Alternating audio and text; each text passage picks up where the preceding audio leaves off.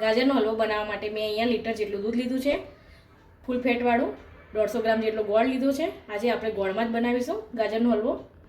અને ડ્રાયફ્રૂટ્સ લીધા છે અને 600 ગ્રામ જેટલા ગાજર લીધા છે.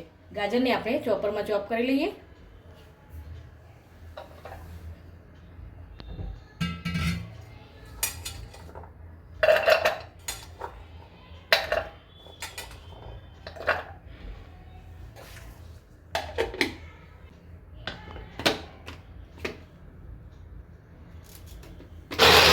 ગાજર અહીંયા આપણે ચોપ કર્યા છે, તો આ રીતના આપણે ચોપ કરી લેવાના છે ગાજર.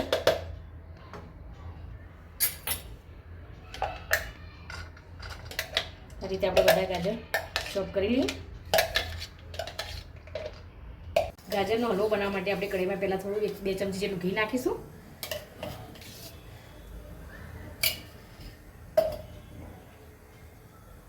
ઘી ગરમ થાય એટલે આપણે ડ્રાયફ્રૂટ્સ થોડા શેકી લઈએ અંદર. ઘી ગરમ થઈ ગયું તો આપણે બદામ અને કાજુ થોડા શેકી લઈએ પહેલાં.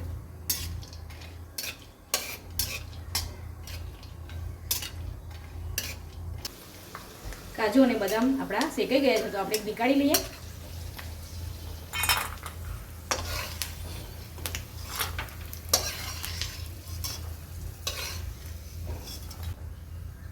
હવે આપણે આમાં ગાજર નાખીશું જે ચોપ કરેલા છે.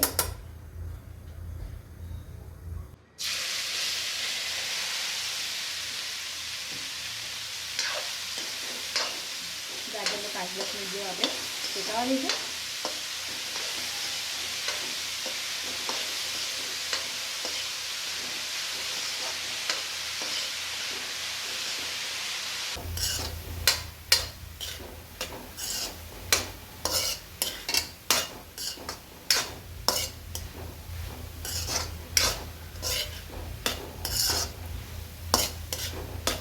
ગાજર અહીંયા આપણા શેકાઈ ગયા છે તો હવે આપણે દૂધ અંદર નાખીશું.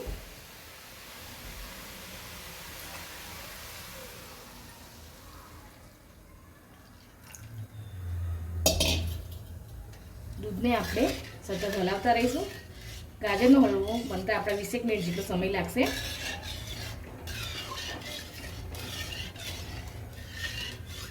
ફૂલ ગેસ ઉપર જ આપણે રાખીશું.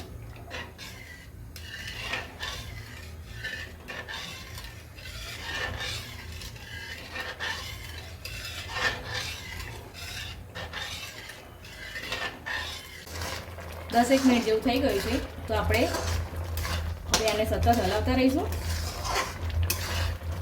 દૂધ આપણું અહીંયા ઘટ થઈ ગયું છે.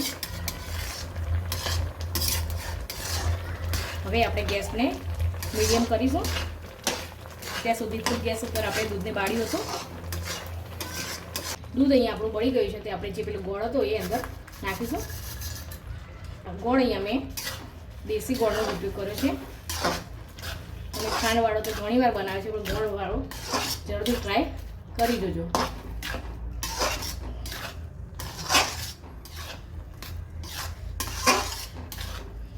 અને સતત હલાવતા રહીશું. અહીંયા હું 2 થી 3 ચમચી જેટલી ઘરની મલાઈ લઉં છું.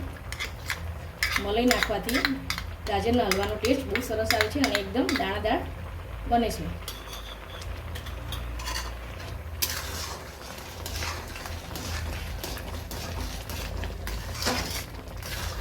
મલાઈ ના હોય તો સ્કીપ તમે કરી શકો છો. હવે આપણે નાખીશું 1 ચમચી ઘી. ગાજરનો હલવો આપણે બનીને તૈયાર થઈ જવા આવ્યો છે. ઇલાયચી પાવડર નાખીશું. થોડી ખસખસ નાખીશું.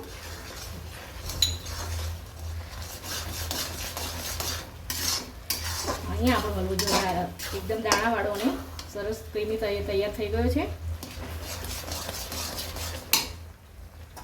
હવે આપણે ડ્રાયફ્રૂટ્સ નાખીશું.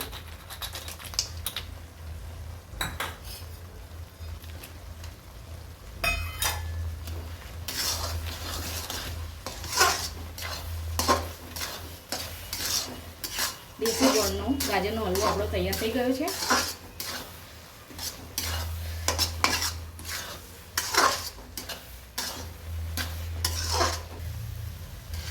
દેશી ગોળ નાખેલા ગાજરના હલવાની રેસીપી સારી લાગી હોય તો લાઈક કરો, શેર કરો અને સબસ્ક્રાઈબ કરો.